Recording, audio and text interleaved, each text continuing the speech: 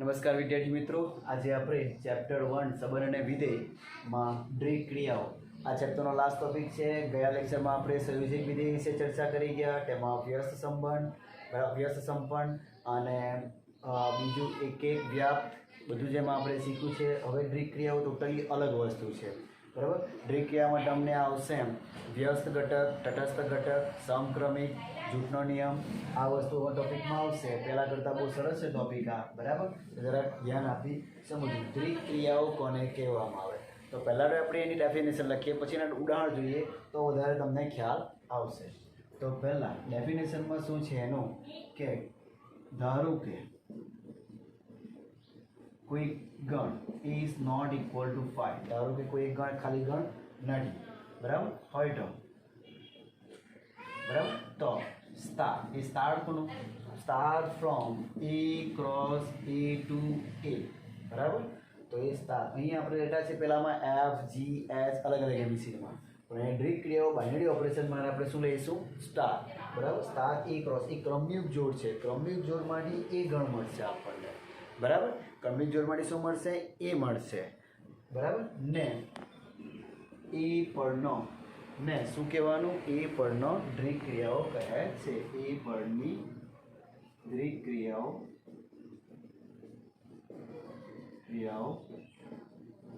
કહે છે. એ પરની દ્વિ ક્રિયાઓ કહે છે, બરાબર. જો આમાં નહીં સમજ પડી તો વાંધો નહીં. દાખલા તરીકે આપણે જોઈશું એક ખાલી ગણ ન હોવા જોઈએ. સ્ટાર એ ક્રોસ એ ક્રમયુક્ત જોડ છે. તેનું એ ને એ પરની દ્વિ ક્રિયાઓ કહે છે. કોના પરની? જે ગણ આપણે જરૂર તેની દ્વિ ક્રિયાઓ કહે છે. હવે દ્વિ ક્રિયાઓનો આપણે એક જોઈ લઈએ. પ્રત્યેક એ બી સભ્ય એ ક્રોસ શું લખાય? એ ક્રોસ એ તો શું થશે? ક્રમયુક્ત જોડ થશે, બરાબર. ક્રમયુક્ત જોડ થશે. ને સંગત સ્ટાર ને સંગત શું? સ્ટાર દ્વારા એને સંગત સ્ટાર દ્વારા એનો જો એ ક્રોસ એને સંગત સ્ટાર દ્વારા એને એ સ્ટાર બી પરનો એનો અનન્ય ઘટક. અનન્ય એટલે એક જ ઘટક. અનન્ય ઘટક એ સ્ટાર બી મળે. શું મળે? એ અનન્ય ઘટક એ સ્ટાર બી મળે. તેને એ પરનો મળે. તેને સ્ટારને એનો દ્વિ ક્રિયાઓ કહે છે. સ્ટારને એનો દ્વિ ક્રિયાઓ કહે છે. સ્ટારને એનો દ્વિ ક્રિયાઓ કહે છે.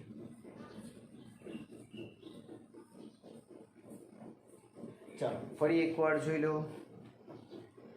એ પરની એનો ની એ પડી. ફરી એકવાર આ ક્રમયુક્ત જોડ કોનો? એ ક્રોસ એ એટલે કે આ ક્રમયુક્ત જોડ, બરાબર. એટલે આ વસ્તુ એ સ્ટાર બી આપેલો હશે. ને સંગત સ્ટાર દ્વારા એટલે કોઈ આપણને વિધેય સ્ટાર આપેલો છે. સ્ટાર દ્વારા એનો અનન્ય ઘટક એ સ્ટાર બી મળે, બરાબર. એનો અનન્ય ઘટક એ સ્ટાર બી મળે.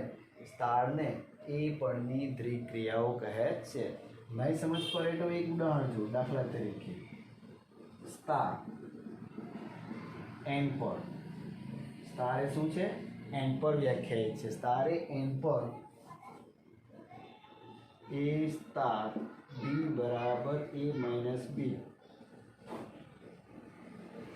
વ્યાખ્યાયિત હોય તો વ્યાખ્યાયિત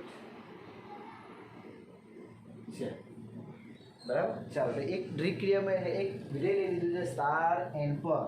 સ્ટાર એટલે એન પર એટલે સ્ટાર શું આવવાનું? N cross to n. અહીંયા શું આવવો જોઈએ? એન આવવો જોઈએ, બરાબર. સ્ટાર એ શું છે? દ્વિ ક્રિયાઓ એન પર વ્યાખ્યાયિત છે. તેનું વિધેય આપણને આપેલું છે. તો એનો આખો પ્રશ્ન લખતો નથી મેં કે તમારે આ પ્રશ્નને શું કરવાનું? દ્વિ ક્રિયાઓ છે કે જે ચકાસવાનું છે, બરાબર. તો અહીં કોણ છે? પ્રાકૃતિક સંખ્યાઓ. ઘણા વિચારતા છે એ ક્રોસ એ ને 2a લખેલા છે, પણ અહીંયા આપણે ધારો કે એ ખાલી ગણ નથી. બરાબર, અહીંયા તમને દાખલામાં શું આપેલું છે? n આપેલું છે, z આપેલું છે, r આપેલું છે, z પ્લસ r માઇનસ ગમે તે આપેલું હશે. તો n પર છે, તો n માં આપણે કેટલી? a બરાબર શું લઈ લઈએ આપણે? a બરાબર 2 ને b બરાબર 3. સરખું લઈએ પણ ચાલે, તમને જે યોગ્ય લાગે છે. મતલબમાં બધી ચેક કરવું પડે, બધી ચેકમાંથી એક જો નહીં આવે તો તમને ખ્યાલ આવી જાય. બરાબર, તો અહીં 2 સ્ટાર 3 a સ્ટાર b બરાબર 2 સ્ટાર 3. ચાલો વ્યાખ્યા શું? a માઇનસ b 2 માઇનસ 3 એટલે કેટલા થાય? -1 not equal to n. Not equal to n. હવે આપણે એક જ લઈને એવું 2 ને 3 ચેક કર્યું કે જે ન આવ્યું. બરાબર, બાકીનું ચેક કરવાની જરૂર ના મળે. કોઈ પણ એક ન આવે અહીં ખ્યાલ રાખજો. એ બી સભ્ય એ ક્રોસ એને સંકળ સ્ટાર દ્વારા એનો અનન્ય ઘટક એક જ અનન્ય ઘટક એ સ્ટાર બી મળે કે સ્ટારને એ પરની ક્રિયાઓ કહે છે.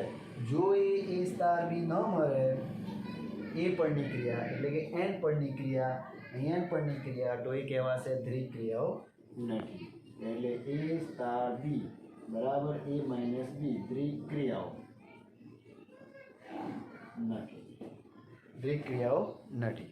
બરાબર, આ તમને નથીને બતાવ્યું છે. હવે ખ્યાલ આવે કે આપણને એ કોઈક આપણને આપેલું છે દ્વિક્રિયા a સ્ટાર b બરાબર a માઇનસ બી. તેમાં આપણે પ્રાકૃતિક સંખ્યા આપેલી છે. પ્રાકૃતિક સંખ્યા 2 ને 3 લઈ લીધી મેં. હવે 4 ને 5 લેવો, 4 ને 6 લેવો, ગમે તે લઈ શકો. જવાબ અહીંયા આપણને શું આવું છે? ફક્ત પ્રાકૃતિક સંખ્યા જ આવું છે, પણ n આવ્યો તો કહી શકાય એ દ્વિક્રિયાઓ નથી. કોઈક છે વાળું આપણે ઉદાહરણ લઈ લઈએ. બરાબર, આ ઉઠાડી દઉં છે.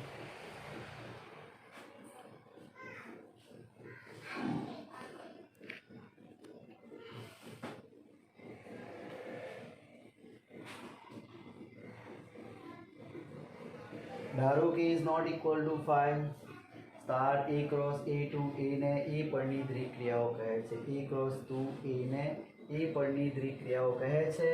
તો a b સભ્ય a ક્રોસ a ને સંગત સ્ટાર દ્વારા એટલે કે આ સ્ટાર દ્વારા એનો અનન્ય ઘટક a સ્ટાર b મળે. બરાબર, a સ્ટાર b મળે કે સ્ટારને a પરની દ્વિક્રિયાઓ કહે છે. હવે કોઈ એક આપણે ઉદાહરણ લઈ લઈએ. બરાબર, જોઈએ અહીંયા z પર બીજું ઉદાહરણ આ લખાઈ ગયું હોય તો એક બીજું ઉદાહરણ લઈ લો એનું વાળું. બરાબર, બીજું કોઈ લઈ લો. અહીંયા z પર a સ્ટાર b બરાબર a b પર વ્યાખ્યાયિત છે. તો હવે 2 ને 3 લેવો, અથવા તો તમે -2 z છે કે નહીં તો પ્રાકૃતિક સંખ્યા -2 અને આ -3 લઈ લો, અથવા તો 3 લઈ લો. બરાબર, z પર કોઈ બી સંખ્યા આવે તો વારાફરતી આપણે લખી શકીએ, અથવા તો 2 ને 3 લેવાનું. -2 સ્ટાર 3 તો અહીંયા શું છે આપણું? a b છે. -2 3 તો કેટલા થશે? -6. એ -6 શેમાં આવે? z માં આવે કે નહીં આવે? z માં આવે કે નહીં આવે? તો a star b a b દ્વિક્રિયા છે. ખ્યાલ આવે?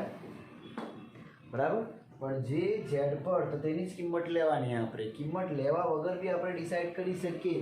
z માંની કોઈ પણ સંખ્યા કોઈક 2 લે અને આપણે 2 નો ગુણાકાર કરીએ તો તે z જ આવશે. બરાબર, q કે r આવશે નહીં. શું આવશે? z જ આવશે. એટલે એના પ્રમાણે તો આપણે ખ્યાલ આવી જાય કે આ શું છે? આ દ્વિક્રિયાઓ છે. બરાબર, એ 1 માર્ક્સમાં આવશે તમને. દ્વિક્રિયાઓ છે કે નહીં છે તે ચકાસણી માટે. બરાબર, તો આને કહેવાય દ્વિક્રિયાઓ. કોઈ આપણને સ્ટાર a ક્રોસ a ને સંગત એ પરની દ્વિક્રિયાઓ કહે છે. ક્યારે? a ક્રોસ a ને સંગત સ્ટાર દ્વારા એનો અનન્ય ઘટક કોણ? a સ્ટાર બી મળે. સ્ટારને એ પરની દ્વિક્રિયાઓ કહે છે. હવે દ્વિક્રિયાઓ માટેની વ્યાખ્યામાં જરાક તકલીફ લાગે તો આને કહેવાય દ્વિક્રિયાઓ. તમને ઉદાહરણ બતાવ્યું છે. આ એક n લઈને બતાવ્યું, એક z લઈને બતાવ્યું. જે કંઈ આપણને આપેલું એ દ્વિક્રિયાઓનો વિધેય માટેનું જે આપણે એનું કિંમત મૂકવાથી આપણને અહીં જેના પર વ્યાખ્યાય છે કે આવે આવું જ જોઈએ દરેક કિંમત માટે. એની હરેક કિંમત માટે આવવું જોઈએ. જો એક ન આવે તો એ દ્વિક્રિયાઓ કહેવાશે નહીં. સમજી ગયા?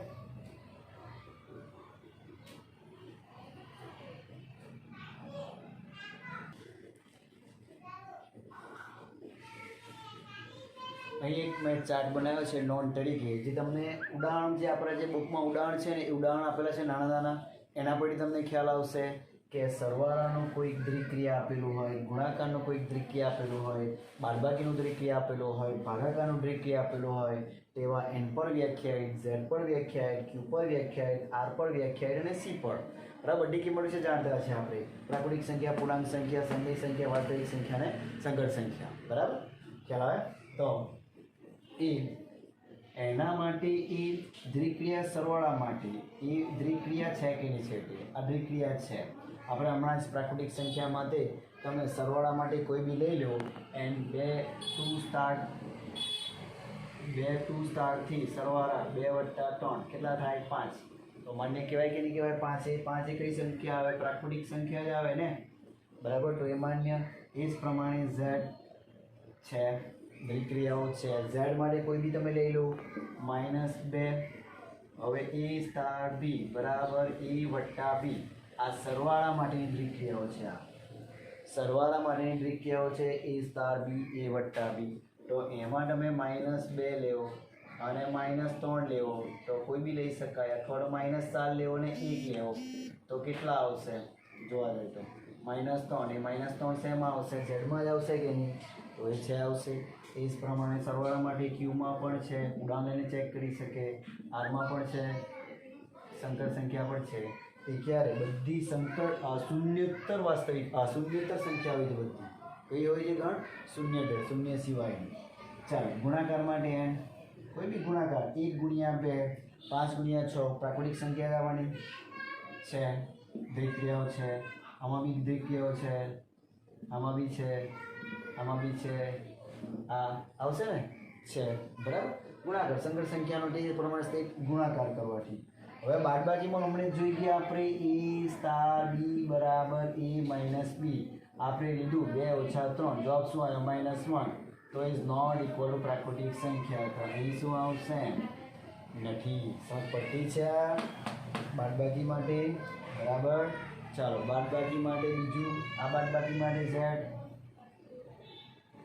z આ છે આવશે. બાદબાકી ચેક કરી લો -1 ઓછા -2 કોઈક સંખ્યા લઈ લીધી,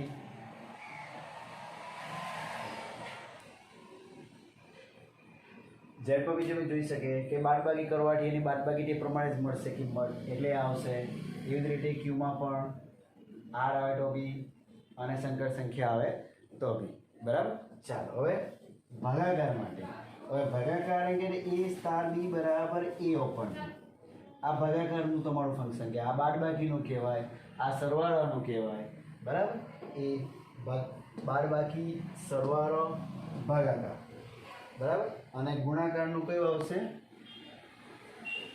આ ગુણાકાર. એમાં વેલ્યુ અલગ અલગ મૂકવાની તમારે, આવી જે વિધેય આપેલા તે, બરાબર, ગણ આપેલા તેમાંથી તેના આગળ તમારે નક્કી કરવાનું એ કિંમત આવે કે નહીં આવે તે. અહીંયા કિંમત ભાગાકાર છે, તો પ્રાકૃતિક સંખ્યામાં 1/2 લખો તો તે અપૂર્ણાંક આવે, n ની કહેવાય, નોટ ઇક્વલ ટુ n. અથવા તો 2/2 કરો તો 1 આવે તો પ્રાકૃતિક સંખ્યા આવે, પણ હરેક કિંમત માટે આ વસ્તુ આવવું જોઈએ, બરાબર. તો 1/2 કરે તો શું આવશે? n. e = 1 લેવો, b = 2 લેવો, 1/2 આવે, નોટ ઇક્વલ ટુ n આવે. તો આ શું આવશે? ભાગાકાર માટે પ્રાકૃતિક સંખ્યા નથી, બરાબર. એવી રીતે z માટે. ચાલો એવી રીતે આ ભાગાકાર વાળું z માટે. z ની કોઈ સંખ્યા લઈ લો તો a બરાબર -1 અને b બરાબર -2, ગમે તે લઈ શકાય તમારે, બરાબર. a બરાબર a ઓપન b માં -1 ઓપન -2, તો કેટલા થશે? 1/2 થશે. તો 1/2 થશે એટલે તમે સમજી જાઓ 1/2 એ z માં આવેલું, નોટ ઇક્વલ ટુ z, એટલે આ બી શું આવશે? નથી. ચાલો q ની કોઈ સંખ્યા લઈ લો, q માં 1/2 લેવો, બરાબર. અપૂર્ણાંક સંખ્યા q માં બધી આવે, 1/2 પર આવે, પેલું પર આવે, ચલાવે કે નહીં? એટલે આ તો શું આવશે? છે આવશે. અને આમાં બધી જ છે. અને એ સંકર સંખ્યા બાપરે એમાં કંઈ બહુ એટલું બધું છે નથી. આ સંકર સંખ્યા આપણને આટલી ઇમ્પોર્ટન્ટ છે, બુકમાં આપણને આટલા જ આપેલા છે, n, z, q અને r. એ એક્સ્ટ્રા છે સંકર સંખ્યા વિશે. બધામાં શું આવશે? સરવાળા માટે, ગુણાકાર માટે, બાદબાકી માટે. તમને એવું લાગે તો સરવાળા માટેનું વિધેય આ છે, બરાબર. આ સરવાળા માટેનું વિધેય a * b બરાબર a + b.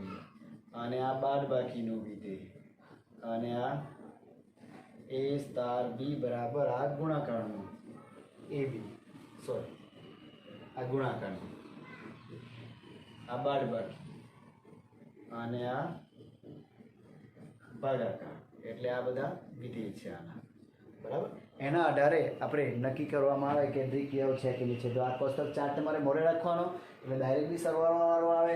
સરવાળો n z q r c માટે બધા માટે છે દ્વિક્રિયાઓ. પછી ગુણાકાર માટે n z q r c માટે બધા માટે દ્વિક્રિયાઓ આવી જશે. અને બાદબાકી માટે ફક્ત n પ્રાકૃતિક સંખ્યા આપણે ઉદાહરણ પહેલો જોઈ લીધો. શું આવશે? દ્વિક્રિયાઓ નથી આવશે, બાકીના છે આવશે z q r c માટે. અને ભાગાકારમાં પ્રાકૃતિક સંખ્યા અને પૂર્ણાંક સંખ્યા બે નથી આવશે, બાકીનું શું આવશે? દ્વિક્રિયાઓ છે આવશે. બરાબર એ રીતનું છે. તો આ વિશે આ એક્સ્ટ્રા છે થોડુંક જે તમને ઉદાહરણમાં છે. ઉદાહરણ 1 કે 2 કે 3 આપેલા છે ઉદાહરણ, એમાં સરવાળા માટે દ્વિક્રિયા છે, બાદબાકી માટે દ્વિક્રિયા છે, એનો એક્ઝામ્પલ આપેલો છે. પણ આ તમારે વ્યવસ્થિત કરી નાખશો તો આ ખ્યાલ આવી જશે તમને.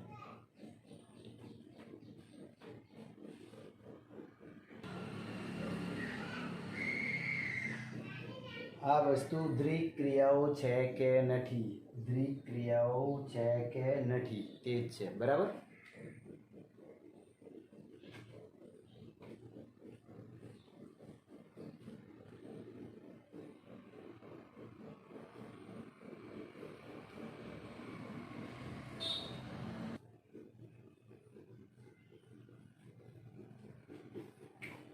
અહીં દ્વિક્રિયાઓ છે. ત્યારબાદ આપણે ક્રમનો નિયમનું પાલન કરે છે, જૂથના નિયમનું પાલન કરે છે, તટસ્થ ઘટક મળે છે, વ્યસ્ત ઘટક મળે છે, એ આપણે શોધવાનું છે. એકદમ સિમ્પલ છે. આપણે જે કોઈ આપણને દ્વિક્રિયા આપેલી હોય a સ્ટાર b તેનું ઉલટું b સ્ટાર a થાય તો આપણે શું કહીશું? ક્રમનો નિયમ. બરાબર ક્રમનો નિયમ જળવાય છે, ક્રમના નિયમનું પાલન કરે છે. બરાબર જેવી રીતે આપણે સબમિટ શીખેલા a સ્ટાર b ની જગ્યાએ કોઈક સરવાળો આપણને ઉલટો થાય એટલે કે a સ્ટાર b નો b સ્ટાર a થઈ જાય તો એ શું કહેવાશે? ક્રમનો નિયમ. ચાલો એ જ રીતે જૂથના નિયમમાં a b સ્ટાર c તો a સ્ટાર b c એને કહેવાય જૂથનો નિયમ. બરાબર જૂથના નિયમનું ડાબા બરાબર જવાબ આવી જાય આપણને તો એ જૂથના નિયમનું પાલન કરે છે. ચાલો મોસ્ટ ઇમ્પોર્ટન્ટ તટસ્થ ઘટક. તટસ્થ ઘટકમાં a સ્ટાર e બરાબર e સ્ટાર a બરાબર શું થવું જોઈએ? a થવું જોઈએ. બરાબર તો e ને સ્ટાર માટેનો તટસ્થ ઘટક કહે છે. e ને શું કહેવાશે? સ્ટાર માટેનો તટસ્થ ઘટક કહે છે. આપણે અહીં e એવી રીતે સિલેક્ટ કરવાનું કે a સ્ટાર e કરો કે e સ્ટાર a કરો તો જવાબ આપણને જે ઘટક e છે તે જ આવવો જોઈએ.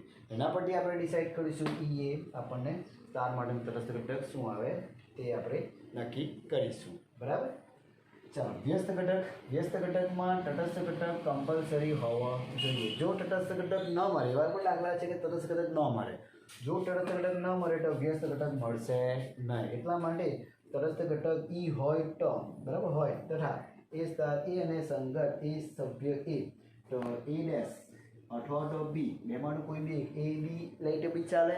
બરાબર અથવા તો a b ની જગ્યાએ a ડેશ લખીએ તો a સ્ટાર e ડેશ બરાબર e ડેશ સ્ટાર e બરાબર e. તો અથવા તો તમે યાદ રાખીએ a સ્ટાર b બરાબર b સ્ટાર a. જવાબ શું આવવો જોઈએ? e. a સ્ટાર b અને b સ્ટાર a કોઈ ઘટકનું સ્ટાર આપણે શું આવવો જોઈએ? તટસ્થ ઘટક જે આવે તે જ આવવો જોઈએ.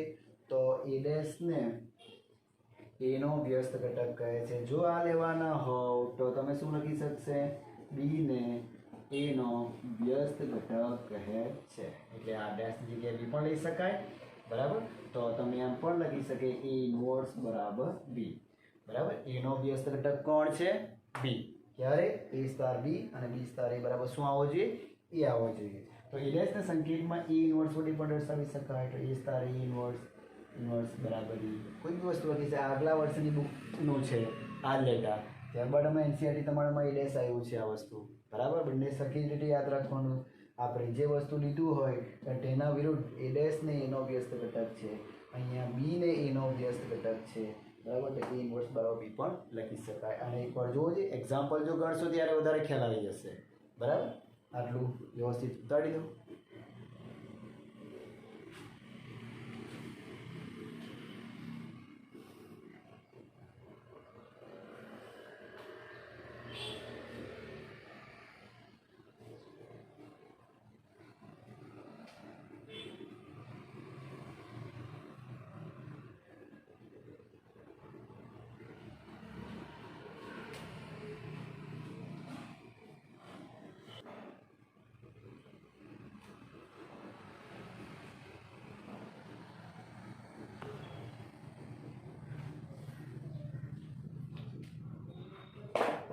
આ એમસી ક્વેશ્ચન માટે મહત્ત્વના છે, બરાબર.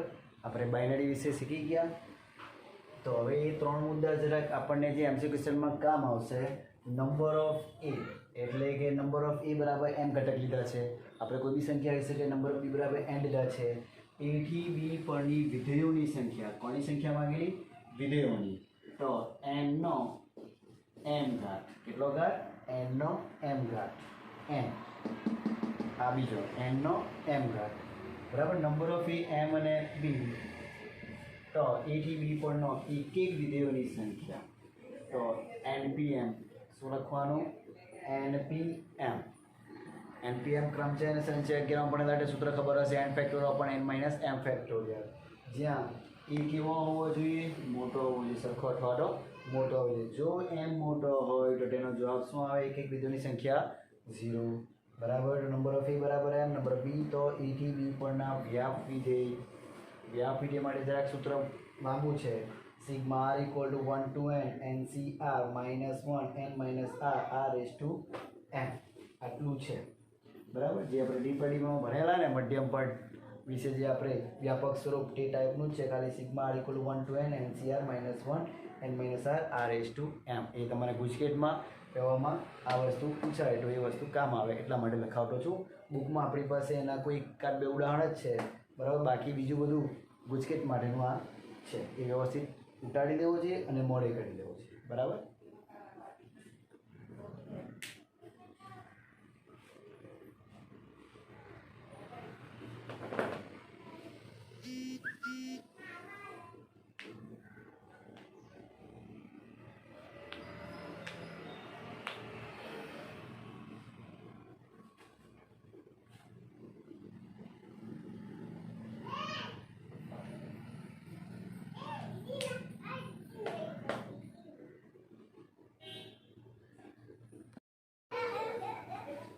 ચાલો, અહીં સ્વાધ્યાય 1.4, બરાબર. પ્રશ્ન નંબર 1 હેરિંગ લખ્યું નથી મેં, બરાબર.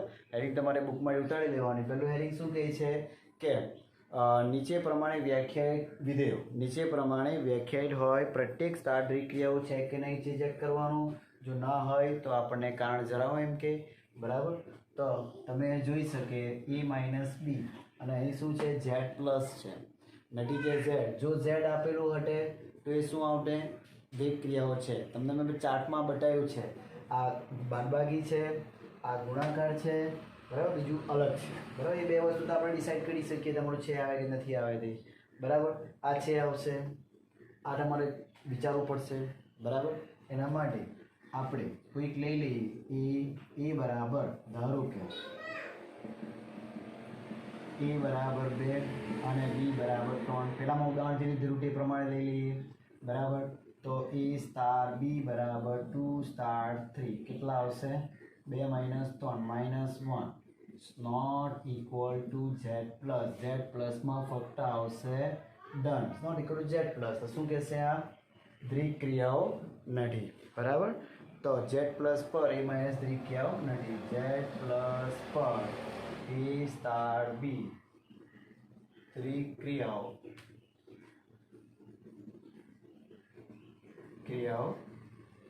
નથી, બરાબર. દ્વિક ક્રિયાઓ નથી. ખ્યાલ આવી ગયો? એટલું જ છે. કિંમત લઈ લેવાની આપણે અને દ્વિક ક્રિયાઓ નથી, બરાબર. અહીંયા આવું જોઈએ ઝેડ પ્લસ પ્રમાણે બધી કોઈ બી કિંમત લેવો તો એના માટે ઝેડ પ્લસ આવું જોઈએ. ના આવે કોઈ બી એક તો દ્વિક ક્રિયાઓ નથી. ચાલો, એ જ રીતે અહીં તમે કોઈ પણ લેવો એ બરાબર. 2 લેવો, 3 લેવો, 4 લેવો, 5 લેવો ઝેડમાંથી, બરાબર. 4 લેવો, 4 લેવાની ઈચ્છા 4 લઈ લો, અથવા બી બરાબર 5 લઈ લો. તો 4 સ્ટાર 5 તો એ બી છે. તો 4 ગુણ્યા 5 તો કેટલા થશે? 20 થશે. એ ઝેડ પ્લસમાં જ આવે, બરાબર. તો આ શું કહેવાશે? ઝેડ પ્લસ પર સ્ટાર એ ઝેડ પ્લસ પર શું છે? દ્વિક ક્રિયાઓ છે. ઝેડ પ્લસ પર એ સ્ટાર બી એ બી દ્વિક ક્રિયાઓ છે. દ્વિક ક્રિયાઓ છે. ખ્યાલ આવતું છે?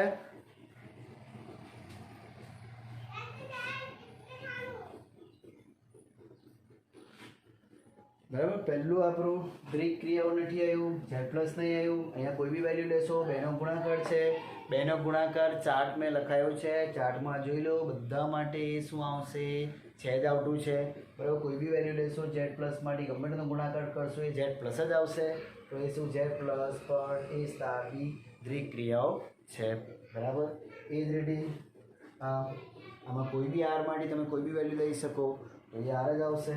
બરાબર, તમારે અંદાજ પ્રમાણે તમે કોઈક લઈ લો એ સ્ટાર બી, કોઈ બી ગુણાકાર કરશો એ સ્ટાર બી અને એ ઇન્ટુ બી સ્ક્વેર, એ ઓલવેઝ શું આવશે? આર જ આવશે ને. કોઈ બી કિંમત વેલ્યુ લઈ લો, તમે 2 લો, 3 લો, અપૂર્ણાંક લો. બરાબર, તમને એવું લાગે ધારો કે એવી બિલોંગ્સ ટુ આર લેવાના છે, એ બરાબર 1/2 લેવો, બી બરાબર લેવો 2 લેવો તમે. બરાબર, તો એ સ્ટાર બી બરાબર 1/2 સ્ટાર 2 બરાબર, તો આ 1/2 અને આ 2 નો વર્ગ, 2 નો વર્ગ કેટલો? 4. તો આ એક 2 નીકળી જશે ને જવાબ શું આવશે? 2 આવશે. એ 2 શું છે? આરમાં આવવાનું જ છે ને. બરાબર, 2 ઓલવેઝ ક્યાં આવવાનું? આરમાં આવવાનું છે. કોઈ બી વેલ્યુ લેવો, આરમાં તો બધી જ વેલ્યુ આવશે. બરાબર, આરમાંથી જ લેવાના, આરમાંથી જ લેવાના એટલે આર જ આવવાનું. એટલે એ તમે ડાયરેક્ટ પ્રમાણે બી લખી શકે. બરાબર, કોઈ બી વેલ્યુ લઈને ગણવું હોય તો ગણી શકાય. આવશે તમારું આર. તો શું આવશે? આ છે. તો લખી દેવાનું આર પર એ સ્ટાર બી એ ગ્રીક ક્રિયાઓ છે.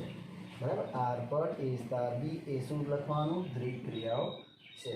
બરાબર, આર પર એ સ્ટાર બી ગ્રીક ક્રિયાઓ છે. ચાલો, એ રીતે ઝેડ પ્લસ છે, એ બી સભ્ય ઝેડ પ્લસ એટલે કોઈ બી લઈ લો ઝેડ પ્લસના. એ બરાબર 2, બી બરાબર 4, ગમે લઈ શકાય. તો એ સ્ટાર બી એટલે 2 સ્ટાર બી, 2 સ્ટાર 4, 2 -4 -2, -2 શું થશે? 2 થશે. શું થશે? -2 નું 2 થવાનું, એટલે ઓલવેઝ શું આવી જાય? Z plus. તો આ ગ્રીક ક્રિયાઓ છે. ફક્ત તમારું એક જ નથી આવ્યું, આ બાકીનું છે. કોઈ પણ વાળાફરતી કિંમત લઈ લો, કોઈ એક ન આવે તો એ ગ્રીક ક્રિયાઓ નથી કહેવાશે. બરાબર, એ જ પ્રમાણે લાસ્ટ 5મો બરાબર આવતાડી લેવો છે.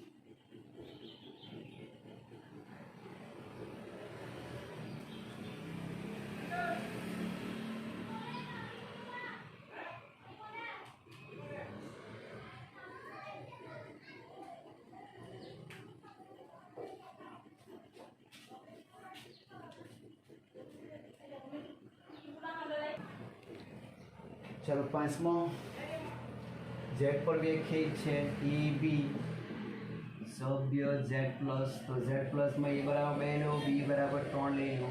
बराबर ए स्टार बी 2 स्टार 3, 2 स्टार 3. तो तेनो पहलो घटक ए आपेलू है એટલે કોણ લખાશે? 2.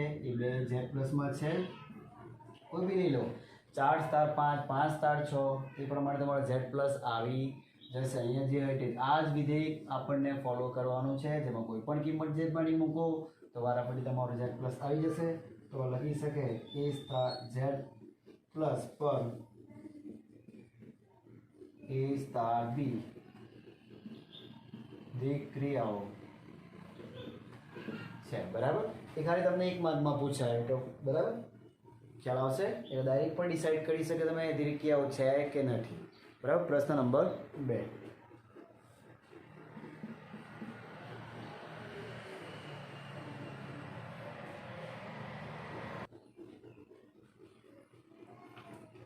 એક્ઝામ્પલ નંબર 2 પ્રશ્ન તમારે બુકમાં ઉતારી દેવું. તેમાં શું સાબિત કરવું છે? દ્વિક્રિયાઓ છે સમક્રમિક છે, જૂથના નિયમ પાલન કરે છે. સમક્રમી એટલે ક્રમનો નિયમ જે પાલન કરે છે એટલે સમક્રમી કહેવાય, અને જૂથના નિયમનું પાલન કરે છે. તો 3 વસ્તુ માંગેલું છે. કઈ કયું? દ્વિક્રિયાઓ છે, સમક્રમિક છે અને જૂથના નિયમનું પાલન કરે છે. ત્યાં 2 દાખલા છે, એક્ઝામ્પલ છે આપણી પાસે. તો z પર વ્યાખ્યાયિત છે. તો એબી સભ્ય આપણે z લઈ લઈએ, a બરાબર 2 લઈ લઈએ, b બરાબર 3 લઈ લઈએ. બરાબર. તો પહેલા a star b 2 star 3 2 minus 3 minus 1. આ z છે, z પ્લસ નથી તો એ z પર આવી જાય. તો આપણે લખવું હોય તો લખી શકાય દ્વિક્રિયાઓ છે z પર સ્ટાર એ z પર દ્વિક્રિયાઓ છે. બરાબર. ચાલો હવે સમક્રમિક માટે આપણે a બરાબર 2 ને b બરાબર 3, a સ્ટાર b તો 2 સ્ટાર 3 એટલે કેટલા? 2 માઇનસ 3 માઇનસ 1. એ જ રીતે b star a 3 star 2 3 minus 2 શું આવે? 1. તો અહીંયા આપણે ખ્યાલ આવે a star b is not equal to b star a. એટલે તમને એટલું ખ્યાલ આવી ગયું હશે z પર સ્ટાર a સમક્રમી નથી. z પર સ્ટાર a સમક્રમી નથી. અહીંયા સ્ટાર અથવા દ્વિક્રિયા લખે સમક્રમી નથી અથવા તો ક્રમનો નિયમનું પાલન ન કરે. બે માટે એટલે સમક્રમી નહીં. બરાબર. ખ્યાલ આવ્યો છે? એ જ રીતે જૂથના નિયમ e બરાબર 2 b બરાબર આ કાઢી લેવા એવની વિચારતા z પર છે 3 અને c બરાબર 4. તો a star b star c 2 star જૂથના નિયમમાં જરાક ધ્યાન આપજો 4. આ તો આપણો સમક્રમિક છે, જૂથના નિયમનું પાલન કરે છે. બરાબર. ક્રમના નિયમનું પાલન કરે છે. ક્રમનો નિયમનું પાલન ન કરે. બરાબર. ચાલો તો એ તો ખબર પડી ગઈ. હવે આ a બરાબર 2 b બરાબર 3 c બરાબર 4 કાઢી લીધા, z માંથી લીધા છે આપણે. બરાબર. તો આ એક લઈ લીધું છે a star b star c. તો અહીંયા કાઉન્સ વાળું પહેલું કાઉન્સ માંથી -4 a માઇનસ b છે તો 3 માઇનસ 4 એટલે કેટલા થશે? -1. ચાલો ફરી પાછું આ 2 star a star b a minus b એટલે 2 આગળ 2 માઇનસ -1 એટલે 2 પ્લસ 1 કેટલા થશે? 3. ચાલો એ જ રીતે a star b star c બરાબર એટલે 2 સ્ટાર 3 સ્ટાર c. ચાલો પહેલું આનું આ જ મેઇન છે તમારો 2 સ્ટાર 3 એટલે કેટલા? 2 માઇનસ 3 c એટલે કેટલા અહીંયા? 4. ચાલો 2 માઇનસ 3 -1 સ્ટાર 4 એટલે ફરી પાછું સૂત્ર ઉપયોગ કરવાનું -1 -4 જવાબ કેટલો આવે? -5. જોયું હશે આ બે જવાબ, બંને જવાબ શું આવે? અલગ અલગ આવે. તો જૂથના નિયમનું પાલન કરતું નથી. એક છે દ્વિક્રિયાઓ સમક્રમી, જૂથના નિયમનું પાલન કરતું નથી. બરાબર. એ છે અહીં લખી દઉં કે સ્ટાર માટે જૂથના નિયમનું પાલન કરતું નથી.